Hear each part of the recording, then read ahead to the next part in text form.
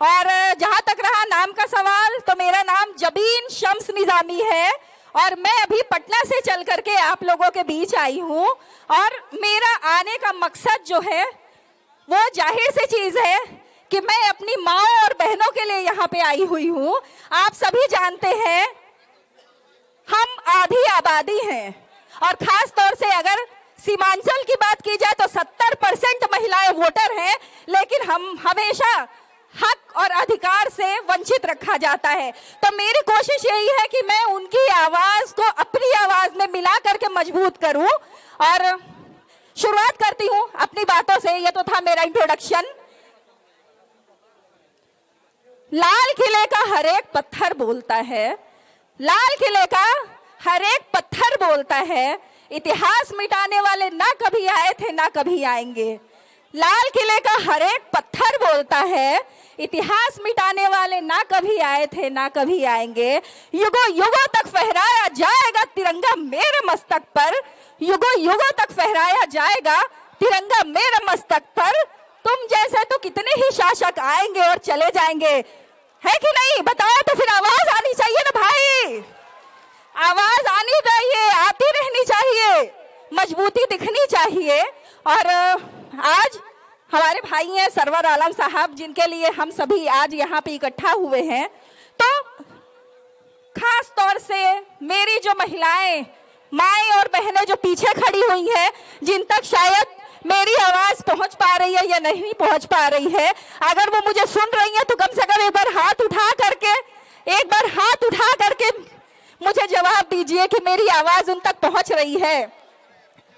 सभी को मेरा सलाम, मेरा नमस्कार। और मैं आप लोगों से अपील करती हूं, जिस तरह से हमारे ओवैसी साहब हर कोई जानता है। कल भी मैं इस क्षेत्र में जो घूम रही थी, मेरी बहुत सारी माओ और बहनों से मुलाकात हुई। ओवैसी साहब से हर कोई परिचित है और उनको पता है कि ओवैसी साहब एकमात्र ऐसे लीडर है, जब मुस्लिम कम्युनिटी की बात होती है तो सबसे पहले वो खड़े होते हैं। चाहे वो फिर हमारे 3 तलाक की बात हो, चाहे वक्फ बिल की बात हो, चाहे नकाब की बात हो, बहुत सारे ऐसे मुद्दे हैं। चूंकि वक्त ज्यादा नहीं मिला है, इसलिए मैं बहुत संक्षेप में आप लोगों से बात कर रही हूं। तो आप लोग अब खुद जागरूक हैं, आप लोगों को पता है, अब घर घर में मोबाइल है, टीवी है, सबको पता है कि कौन आपके हक के लिए, कौन आपके उसूल के लिए, कौन आपके अधिकार के लिए लड़ रहा है। और आज अगर आप एक नहीं होंगे, जिस तरह से आज हमारे मुस्लिम समुदाय का हाल है, आप देखते हैं, मैं बहुत सारे क्षेत्र में जाती हूँ जहाँ पे लोगों की धारणा यह है, अरे मुस्लिम महिलाएं तो हमेशा पीछे रहती हैं, उनको बोलना नहीं आता है, वो हमेशा नकाब में रहती है, वो हमेशा पीछे रहती है। तो उनको शायद ये नहीं पता है कि मुस्लिम महिलाओं की जो ताकत है ना, वो उनकी आवाज भी है, उनके मुंह में आवाज भी है। और हम अपनी ताकत को वोट में बदलने का काम करेंगे और उसकी शुरुआत आप यहीं से करेंगे। बताइए, करेंगे कि नहीं करेंगे? करेंगे ना? आप लोग माएं बहनें तो बहुत पीछे खड़ी हैं, पता नहीं मेरी आवाज उन तक जा रही है कि नहीं। मेरे जो भाई आप लोग यहाँ पे खड़े हुए हैं, जो बच्चे हैं, आज की पीढ़ी, आप लोगों की जिम्मेदारी है, ये आप सबकी जिम्मेदारी है कि आप लोग अपनी जिम्मेदारी पे लीजिए, अपने घर की माओ बहनों बीबियों को निकालिए और उनको बूथ तक लेकर के जाइए और उनको बोलिए कि वो 5 नंबर पर मुहर लगाएं और भाई सरवर आलम को जिताएं। क्योंकि आप लोग पहले आगे बढ़िए, साथ में लेकर के बहनों माओ को बढ़िए, क्योंकि आप लोग हमारी ताकत हैं, हम भी हैं, लेकिन आप लोग हमारी ताकत हैं। तो हम जब तक अपनी ताकत को साथ साथ लेकर के नहीं बढ़ेंगे, तब तक हमारा कुछ बदलने वाला नहीं है। और जिस तरह से आपने पहले भी देखा, मैं नाम नहीं लूंगी, लेकिन कुछ लोग क्या करते हैं, कुछ लोग खुद तो जीत नहीं पाते, जीतने वाले लोगों को लेकर के जाते हैं, लेकिन जब इज्जत, सम्मान और अधिकार देने की बात आती है तो वो पीछे कर देते हैं। तो आज यहाँ पे लड़ाई है अपने हक की, अपने अधिकार की, अपने सम्मान की। और मुझे पूरी उम्मीद है इस बार जो इतिहास बदलेगा ना, वो कोचा धामन की इस विधानसभा से उसकी शुरुआत होगी। बताओ, होगी कि नहीं होगी? होगी ना? होनी चाहिए, होनी चाहिए। और अब जरूरत है जागरूक होने की, क्योंकि मुस्लिम कम्युनिटी का जितना शोषण होना था वो हो चुका है, हो रहा है। हर जगह हमारी जो हैसियत है ना, सिर्फ हमको पीछे ठेल दिया जाता है। तो अब जरूरत है आगे बढ़िए, अपना अधिकार लीजिए, अपना हक लीजिए और अपनी आवाज को बुलंद कीजिए। लास्ट में 2 लाइनें हैं मेरी माओ और बहनों को समर्पित है। बहुत पुरानी लाइनें, लेकिन इस मंच से मुझे लग रहा है कि अगर मैं बोलूंगी तो मेरी माओ और बहनों को ताकत मिलेगी। जज्बात से खाली न समझना हमको, जज्बात से खाली न समझना हमको, महरूम सवाली न समझना हमको, जज्बात से खाली न समझना हमको, महरूम सवाली न समझना हमको। हम वक्त पे तलवार भी बन सकते हैं, हम वक्त पे तलवार भी बन सकते हैं। अरे तुम फूल की डाली ना समझना हमको। तो जिनको ये पता नहीं है कि मुस्लिम महिलाएं क्या कर सकती हैं क्या नहीं, तो वो हमको कमजोर समझते हैं, तो समझते रहे। लेकिन हमको अपनी ताकत, अपनी आवाज पूरी बुलंदी के साथ 5 नंबर पर 11 तारीख को बटन दबाना है और पतंग को इस बार कोचाधामन विधानसभा पे उड़ाना है। बोलो, उड़ाना है या नहीं उड़ाना? आवाज आती रहनी चाहिए और इसी तरह से हौसला बुलंद रहना चाहिए। लास्ट में बस नारा है, मेरा साथ दे दीजिए, बस इतना ही वक्त आप लोगों का है जी। थैंक यू, जोरदार ताली। Hello check, hello. हमारा आपके बीच युवा सम्राट उम्मीदवार, लोकप्रिय उम्मीदवार सरवर बाबू और इम्तियाज अस्फी साहब। लोग तो कहते हैं कि युवा सम्राट तेजस्वी यादव है, वो नौवीं फेल है। ये सरवर बाबू अलीगढ़ जामिया का स्टूडेंट है, इसके बारे में हम लोग नारा लगाइए, सरवर बाबू जिंदाबाद, तेजस्वी यादव मुर्दाबाद। चूंकि वो नौवीं फेल है और कुछ गद्दारों ने यह कहता है कि अख्तरुल ईमान पैसे लेके टिकट देता है। अख्तरुल ईमान को अगर बिकना होता तो बहुत पहले अरबों रुपया में भाग जाता, अरबों रुपया लेता और भाग जाता। मगर अख्तरुल ईमान वो चीज है जो आज इतिहास दिखा दिया लोगों को, जिसके वजह से सरवर बाबू को टिकट दिए। ठीक, शुक्रिया। अब आपके बीच हमारे किशनगंज ब्लॉक के प्रेसिडेंट भाई बाबुल साहब 2 मिनट के लिए आइए, सिर्फ 2 मिनट के लिए। बाबुल साहब स्टेज को खाली कर दीजिए प्लीज, स्टेज को भैया तो खाली कर दीजिए, क्योंकि उस वक्त आप लोगों को यहाँ से हटा दिया जाएगा। जिनका नाम सिर्फ कैंडिडेट लिख के देंगे वही रहेंगे। आप लोग स्टेज खाली कर दीजिए। अस्सलाम वालेकुम रहमतुल्लाहि व बरकातहू। हमारे स्टेज पे बैठे हमारे गार्जियन स्वरूप जनाब साहिद साहब, इजार गुड्डू अस्फी साहब, सरवर बाबू और हमारे प्रभारी मंजूर भाई और तमाम लोग, हम तमाम भाइयों से सिर्फ 1 मिनट के लिए एक अपील करने के लिए आए हैं कि भाई ये कोचाधामन सीट है। ये सीट ये समझिए कि पूरे दुल्हन का नाक है। हम जितने भी सीटों पे लड़ते हैं वो तमाम सीटों का ये एक नाक है और आपको इस कोचाधामन की इज्जत को बचाने की जिम्मेदारी आप अवामों पर है। ये सीट अख्तरुल ईमान की है, ये सीट MIM की है, ये सीट अख्तरुल ईमान साहब ने जिस पे भरोसा किया उसका नाम सरवर आलम है। आप तमाम भाइयों से बार बार हम अपील करेंगे, गुजारिश करेंगे, अख्तरुल ईमान साहब की इज्जत को बचाइएगा, उसके इज्जत को 4 चांद लगाइएगा।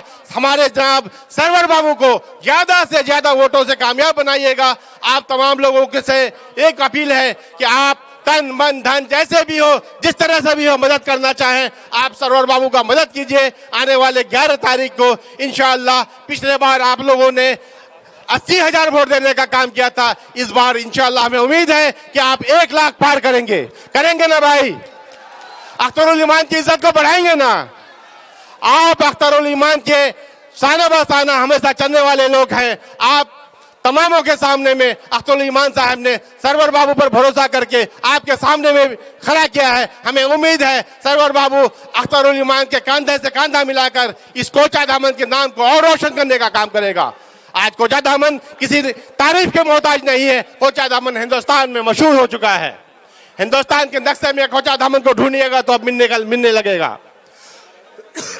कोचा धामन के तमाम लोगों, तरह तरह के लोग आएंगे, तरह तरह की बातें करेंगे। ये गठबंधन ठगबंधन के लोग आपको आकर के जो है सरकार की लालच देंगे। हमें सरकार से मतलब नहीं है, हमें अपने नेता से मतलब है जो हमारी आवाज को वहां पर बुलंद करेगा। हम तमाम लोगों से गुजारिश करेंगे, ऐसे पढ़े लिखे लड़के को आप, ऐसे पढ़े लिखे नौजवान को आप असेंबली भेजने का काम करें ताकि आपकी आवाज को वो मजबूती के साथ उठाए, सीमांचल की समस्या को उठाए, अख्तरुल इमान के साथ वह कंधे से कंधा खड़ा होकर दहाड़ने का काम करें असेंबली में। और हम तमाम लोगों से और खासकर सरवर बाबू से अपील करेंगे, इंशाअल्लाह आपकी जीत पक्की है। हमें अब सिर्फ यह तय करना है कि हम 1 लाख पार कैसे करें। और पूरे इसमें आपको जो है बिहार में एक मिसाल कायम होगा कि कोचा धामन का कैंडिडेट 1 लाख वोट लेकर के कोई असेंबली में आया है तो उसके अंदर में जरूर कोई बात है, जरूर कोई पावर है। आप अपनी बातों को मजबूती के साथ इलाके में रखिए, अपनी बातों को कीजिए। और भाई ये कोचा धामन हमेशा से आपको, जब से आपका जो है ये पार्टी आई है AIM, आप उनको साथ दिए हैं और इसको मजबूत करने का काम किए हैं। आप तमाम भाइयों से फिर से अपील है, आने वाले 11 तारीख को ज्यादा से ज्यादा वोट दे करके कोचा धामन की सीट को बचाइए। कोचा धामन, आप तमाम कोचा धामन वालों की इज्जत है, इसके आप तमामों से गुजारिश है कि इस कोचा धामन सीट को जिताने का काम करें। बहुत बहुत शुक्रिया। इधर भीड़ को, हेलो एक मिनट भैया प्लीज सुनिए ना, इधर थोड़ा सा आप लोग पीछे हो जाइए, पीछे हो जाइए। ये हमेशा जब बात करते हैं हैदराबाद हो या पूरे हिंदुस्तान में कहीं भी जाके तो इसी तरह से बेबाकी अंदाज से बात करते हैं। हमारे बीच खालिद साहब हैं, बहुत बेहतरीन गाते हैं, मैं उनको दावत देता हूं। हाफिज खालिद साहब आप आओ और अपने अंदाज से गाओ। हाफिज खालिद साहब आप आइए और अपने बातों को रखिए। जब हाफिज खालिद साहब नहीं है तो मैं आवाज नहीं है तो मैं उनके बदले में थोड़ा माहौल को ये करने के लिए बाबू मेराज साहब को आवाज दूंगा। भाई मेराज साहब आप आए, अपने बातों को रखिए। मेराज साहब नहीं है तो मैं अबू सिद्दीक उसमें साहब को कहूंगा कि आप आए, अपने बातों को रखिए।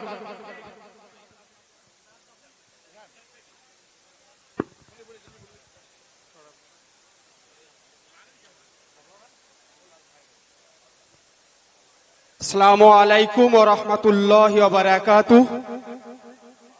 नहमदुहु व नुसल्ली अला रसूलिहिल करीम, अम्मा बाद। हम वेस्ट बंगाल से आए हुए 10 दिन यहाँ पर काम कर रहे हैं आप लोगों के साथ में। मंच में मौजूद है हिंदुस्तान के दिलों की धड़कन, हैदराबाद से MLA हजरत माजिद हुसैन साहब मौजूद है, तौसीफ आलम प्रत्याशी। मंच में मौजूद है वेस्ट बंगाल का प्रेसिडेंट इमरान सोलंकी साहब। हम लोग जानते हैं कि बिहार के प्रेसिडेंट खत लिखे थे महागठबंधन को, तो लोग बोले कि हमारा पास वो खत नहीं पहुंचे, तो बिहार के टीम ढोल लेके पहुंच गया महागठबंधन के पास, तो उनको भी सुना ही नहीं दिया। आप 14 तारीख को पता चलेगा। বাংলা বুঝতে পারেন আপনারা? মাজিদ সাহেব বল रहे हैं कि বাংলা में बोलो। আজকে আমরা দেখছি ভারতবর্ষের জমিনে মজলুমের হয়ে যিনি লড়ছেন, অত্যাচারিতর হয়ে যিনি লড়ছেন, আমরা দেখছি হিজাব নিয়ে যখন খুলে নেওয়া হচ্ছে হিজাব, যখন দেখছি মব লিঞ্চিং করা হচ্ছে গোস্তের নামে, যখন দেখছি মুসলিম নাম শুনে মব লিঞ্চিং করা হচ্ছে, পুরো ভারতবর্ষের জমিনে হাজারো পার্টি রয়েছে, কোন পার্টি একটা আন্দোলন করে না, একটা প্রতিবাদ করে না। ভারতবর্ষের মধ্যে মুজাহিদ হিন্দুস্তানের শের আলহাজ ব্যারিস্টার আসাদুদ্দিন ঐশী সাহেব তিনি পার্লামেন্টে আওয়াজ তোলেন। তো আমাদের তার হাতকে মজবুত করতে হবে, যিনি আমার হয়ে লড়াই করেন। আজ ৭৯ বছর ভারতবর্ষ স্বাধীন হয়েছে। আজকে আমরা দেশ স্বাধীনের সময় আমরা সরকারি চাকরিতে, সরকারি নকরিতে কত পার্সেন্ট ছিলাম? আমরা ওই কংগ্রেসকে ভোট দিয়েছি, আমরা এই রাজদকে ভোট দিয়েছি, আমরা বামফ্রন্টকে ভোট দিয়েছি। আজকে আমাদের সমস্ত দিক দিয়ে আমাদের পিঠ দেয়ালে ঠেকে গিয়েছে। তাই আমাদেরকে দেখতে হবে প্রকৃতপক্ষে আমাদের হয়ে লড়াই করছে কে। তিনি হচ্ছেন ব্যারিস্টার আসাদুদ্দিন ঐশী সাহেব। তাই তার হাতকে আমাদের মজবুত করতে হবে। বিহার ইলেকশনে 14 তারিখে আপনারা দেখবেন এআইএমআইএম কে ছাড়া কোন রাজনৈতিক দল সরকার করতে পারবে না ইনশাআল্লাহ। ओसी साहब जिंदाबाद, माजिद हुसैन साहब जिंदाबाद, इमरान सोलंकी साहब जिंदाबाद। हमारे बड़े भाई, मैं पूर्व प्रखंड अध्यक्ष जनाब तौसीफ साहब को मैं दावत सुकून दूंगा। आप आए, अपने बातों को 2 मिनट में रखें। आप भाई तौसीफ साहब, आप आए, अपने बातों को 2 मिनट में रखें। पूर्व प्रखंड अध्यक्ष AIMIM। अस्सलाम वालेकुम, नमस्कार, आदाब। नया हाट लौचा के सरजमी पे तशरीफ फरमा भाई माजिद साहब हैदराबाद, महाराष्ट्र, बंगाल, मुख्तलिफ जगहों से आए हुए मजलिस के कारकुन और विभिन्न पंचायतों, गांव, कस्बों से आए हुए मजलिस के दीवानों, भाइयों, बहनों, पर्दानशी मां और बहनों, सबसे पहले मैं आप सबको मुबारकबाद दूंगा कि मजलिस इत्तेहादुल मुस्लिमीन जब से यहां आई, जब से ओवैसी साहब की पार्टी AIMIM यहां आई, हम सब बहादुरगंज वालों ने हमेशा ऑल इंडिया मजलिस इत्तेहादुल मुस्लिमीन को साथ देने का काम किया है। यही कारण है कि बहादुरगंज वालों ने चाहे 2019 हो, 2020 हो या फिर 2024 हो, सबसे ज्यादा वोट देने का काम किया है। इसलिए मैं आप सबको मुबारकबाद देता हूं और सबका शुक्रिया अदा करता हूं। दोस्तों, जैसा कि अभी माजिद भाई बता रहे थे कि हमारे वोट सबको चाहिए, लेकिन हमारी समस्या का समाधान कोई नहीं देखता। आजादी के 77 सालों में आज भी हम उसी दुनिया में जी रहे हैं जहां पटना के अंदर बड़े बड़े पुल बन रहे हैं। महानंदा में, नालंदा के अंदर शीशे का पुल बन रहा है, लेकिन हमारे यहां पुल पुलिया से हम महरूम हैं। यही कारण है कि आज हम सब जो एक आशा और उम्मीद जो हम देख रहे हैं, बैरिस्टर असदुद्दीन ओवैसी साहब एक उम्मीद है हमारे लिए, मजलिस एक उम्मीद है हमारे लिए।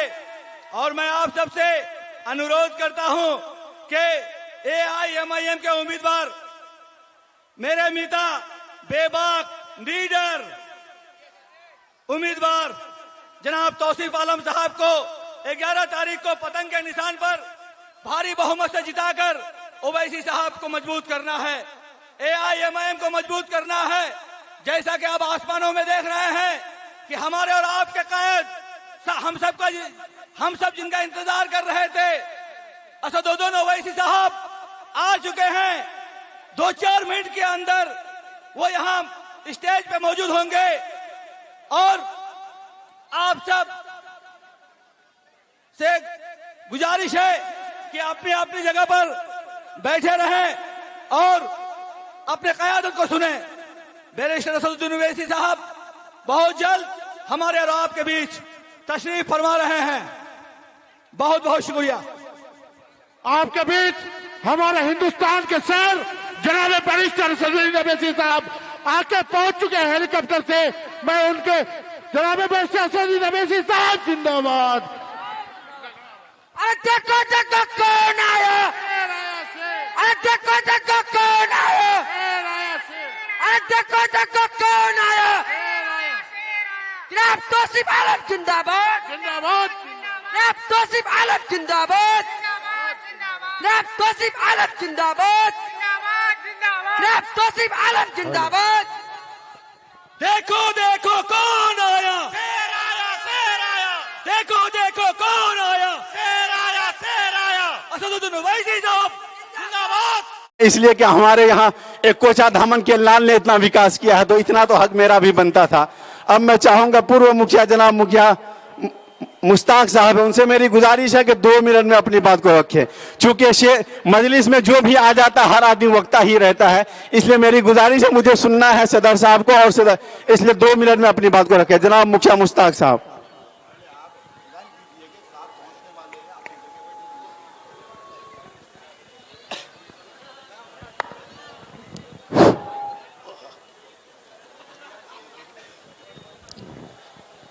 आज के इस सभा में मौजूद हमारे पुराने मित्र मुखिया ताहिर साहब और एमआईएम के कैंडिडेट सरवर बाबू, गुड्डू बाबू और हमारे पुराने दोस्त इस जिला के अध्यक्ष और सभी सम्मानित नेतागण और दूर दराज से आए हुए हमारे बुजुर्गों, दोस्तों, मेरे तरफ से सभी को अस्सलाम वालेकुम। क्या आपने काफ़ी देर से हमारे बैरिस्टर साहब को सुनने के लिए बेताब हैं। चूँकि हेलीकॉप्टर नहीं आने की वजह से, मौसम की खराबी की वजह से लेट हो रही है। शायद 15-20 मिनट में वो पहुंच जाएंगे और आप लोग सारे लोग उनकी भाषण को सुनेंगे। मैं आप जानकर आश्चर्य होंगे कि आपने हमेशा राजद में रहा और आज एमआईएम के मंच पर देख रहे हैं, ताज्जुब होगी। चूंकि कोचा धामन की राजनीतिक में जो घटनाक्रम हुआ वो आपसे छिपी हुई नहीं है। हमारे इजहार साहब एमआईएम को छोड़कर आए थे, राजद ज्वाइन किए थे। 5 साल तक उन्होंने कोचा धामन की खिदमत की, हर घर में अपने पहुंच बनाई और यहाँ के लोगों के दुख दर्द में शामिल होने का काम किया। और बहुत से सभा में मैं बोलता था कि कोचा धामन को 2 मेले मिला है, एक इजहार एसपी और दूसरा इम्तियाज एसपी, और दोनों ने एक नौकर रखे, आपको 2 नौकर मिला और दोनों ने आपका खिदमत किया। और वही चीज आपके सामने आज फिर जिंदा मिसाल है, मौजूद है कि फिर 2 नौकर आपको मिलने के लिए जा रहा है। एक अगर पटना में रहेगा तो दूसरा आपका कोचा धामन में रहेगा। अगर दूसरा कोचा धामन में रहेगा तो पहला आपका पटना में काम करेगा। वो है सरवर बाबू और इम्तियाज एसपी। ये दोनों ने कोचा धामन का बेड़ा आज उठा लिया है आपकी खिदमत के लिए, आपकी सेवा के लिए। इसलिए जब इजहार साहब को टिकट नहीं मिला तो बहुत तकलीफ हुई। तेजस्वी ने मेरे सामने इजहार साहब को बोला था कि आप काम कीजिए, टिकट आपको मिलेगी, आपके सिवा किसी को नहीं मिलेगी। लेकिन किस कारण से, किस लालच से ये चाराचोर ने उसके टिकट को काट दिया, उसके पीठ में खंजर भोंकने का काम किया। दोस्तों, इजहार साहब से कौन गलती हुई थी?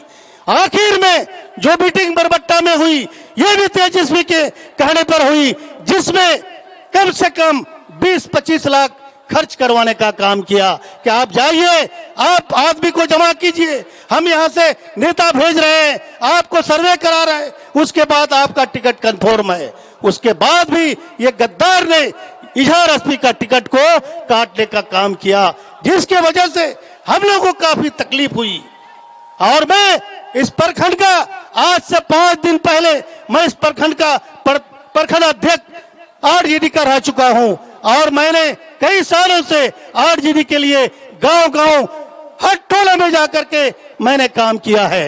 मैं कई बार मुखिया भी रह चुका हूं, जिला मुखिया संघ का अध्यक्ष भी रहा हूं, प्रदेश मुखिया संघ का उपाध्यक्ष भी रह चुका हूं। मैं बहुत से संगठन में मैंने काम किया और इसको मजबूत करने का काम किया।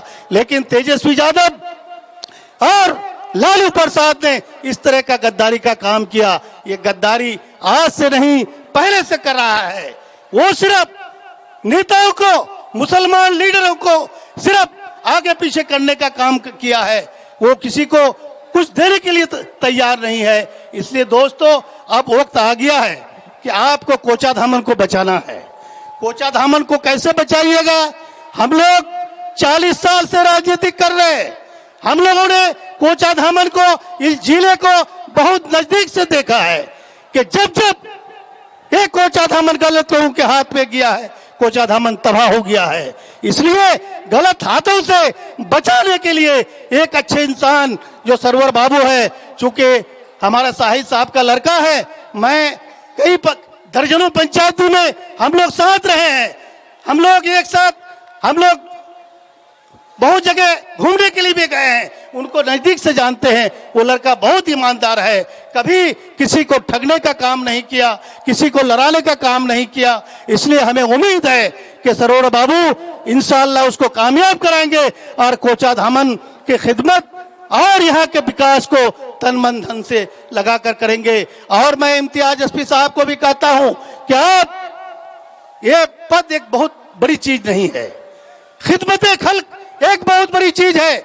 आप खिदमत खल्क का अज़्म लेकर के आए हैं और दोनों मिलकर के इस तरह का चले कि ये कोचा धामन देखे और मिसाल बने। और आप लोगों के दुनिया से जाने के बाद भी कोचा धामन की जनता याद करे कि ये दोनों जोड़ी जब आया था तो कोचा धामन में एक बहुत बड़ा विकास, बहुत शांति और बहुत प्रेम का संदेश देकर गया। इसी के साथ ही मैं अपने बातों को खत्म करता हूं। आप लोगों से ही कहता हूं कि आप लोग जितने ये जम्बे गफीर जो है, आज ईमान की मोहब्बत में, आज सरवर बाबू के मोहब्बत में, आज इम्तियाज बाबू के मोहब्बत में आए हैं, आप जब घर जाएंगे, आप जब गांव में जाएंगे तो आप कहें कि 11 तारीख को आप पतंग का बटन को दबाकर भारी मतों से आप कामयाब करें। आप इजहार एसपी साहब को 80,000 वोट दिए थे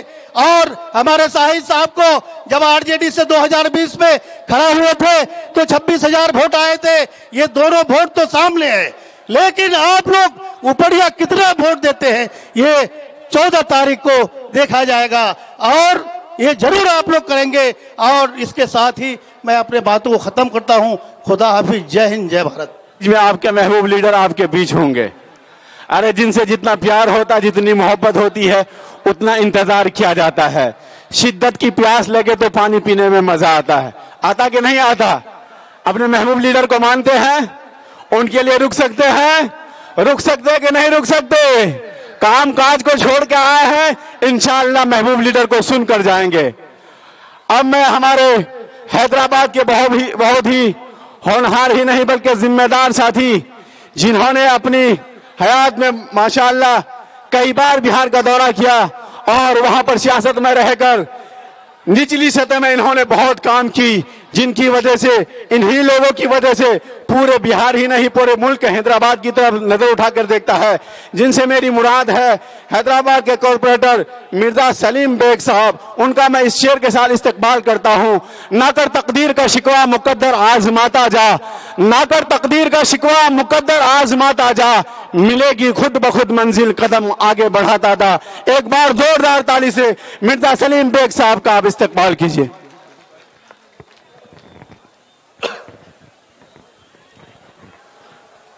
शेरों की तरह जिनसे डकारा नहीं जाता, शेरों की तरह जिनसे डकारा नहीं जाता, इज्जत की तरफ उनको पुकारा नहीं जाता। मैं खाने इकराम में पीने नहीं देती, दुनिया कभी नामर्द को जीने नहीं देती। स्टेज पर तशरीफ फरमा मजलिस इत्तेहादुल मुस्लिमीन के हल्के कोचा दामन के उम्मीदवार सरवर आलम साहब और गुड्डू भाई, और डाइस पर तशरीफ फरमा मेरे साथी मंजूर खान साहब और दीगर मुअज़्ज़िज़ीन, बुजुर्गों और दोस्तों, नौजवान साथियों।